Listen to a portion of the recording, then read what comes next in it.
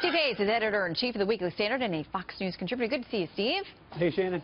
Okay, so we talked with Newt Gingrich last hour, and Bill probed him about a conversation he allegedly had with the president about kind of backing off this Sessions dilemma at this point. Here is what the former speaker told us. What you're seeing in his tweets and in some of his comments is the depth of his frustration.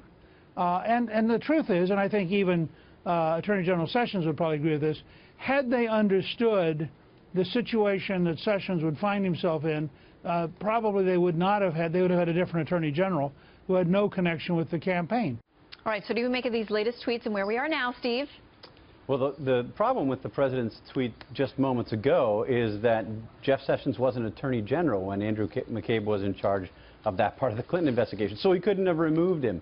I think it suggests the president doesn't really understand or hasn't paid close attention to the timing of these things and is simply lashing out at Attorney General Jeff Sessions. I think this is politically very perilous for the president. When you look at somebody like a Jeff Sessions who really embodied Trumpism on a policy level even before Donald Trump came to embrace some of the most important parts of Trumpism, I think the president really risks splitting off Jeff Sessions' followers or people who believe what Jeff Sessions believes on issues like immigration and trade from the other part of Donald Trump's base, which is more just invested in Donald Trump almost regardless of what he does on a policy level. Okay, so we've repeatedly asked people close to the president, to the White House, is he going to fire Jeff Sessions? We can't get a straight answer because they say, listen, that is a personnel decision left to the president. But with this constant public criticism and the beating of the drum, just when you think maybe he's cooled down on that a little bit, is this a situation where, you know, a guy you're dating doesn't want to be the bad guy, doesn't want to break up with you, but he makes your life so miserable that you then break up with him? That's really interesting. I mean, I'm not speaking from personal experience or anything, but, you know, is that the road we're going down here? Do you have any stories you want to share?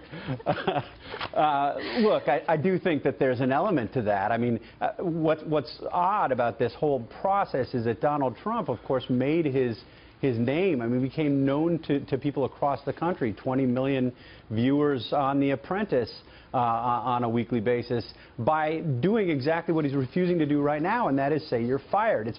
It's clear that he doesn't want Jeff Sessions to be Attorney General any longer. It's unclear whether he is doing that to punish Jeff Sessions for decisions that Sessions made in the past, or if he's simply looking to end the Mueller investigation, which firing Jeff Sessions wouldn't necessarily do. But this is a guy who's projected strength. He said, I don't take grief from anybody.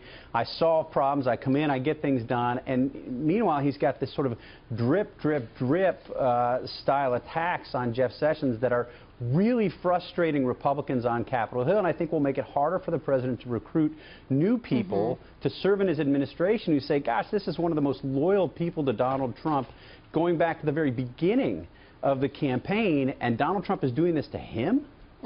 Well, and to that point, in the Wall Street Journal, an editorial board piece said yesterday, as a candidate, Mr. Trump thought he could say anything and get away with it, and most often he did. A sitting president is not a one-man show. He needs allies in politics and allies to govern. Mr. Trump's treatment of Jeff Sessions makes clear that he will desert both at peril to his presidency. We both know and remember when Jeff Sessions started to come out of the woodwork and quietly signal that he was going to support Trump early on in the presidential election, and people were asking questions about that. In some ways, they seemed like an odd match. It seemed like a big branch for Jeff Sessions to step out on as a senator, but he did it, and he was in both feet all the way from that point on. Right. Do you think the president values exactly what Jeff Sessions did, putting his own Senate career on the line for him? No, very plainly he doesn't. I mean, Jeff Sessions was choosing in the early stages of the Republican primary between Ted Cruz and Donald Trump. He ultimately chose Donald Trump. He showed up at a rally for Donald Trump. He endorsed him. And President Trump, back in February of 2016, and then candidate Trump, said, praised Jeff Sessions, said, boy, this is a huge endorsement. Jeff Sessions has more credibility than anybody else in the Senate. I'm so grateful for this endorsement. And what you've seen since, the president just the other day saying, Jeff Sessions was just one of 40,000 people at this stadium in Alabama, no big deal. Again, I think the political peril here is that other people in the administration are looking around and saying, boy, I don't want to be treated like that. And people who would be serving the administration asking themselves the same question, his potential allies on Capitol Hill. He's really creating this island that he's leaving himself out on, despite the advice of people like Newt Gingrich and others who wish the best for the president. All right, Steve Hayes, good to see you. Thank you very much.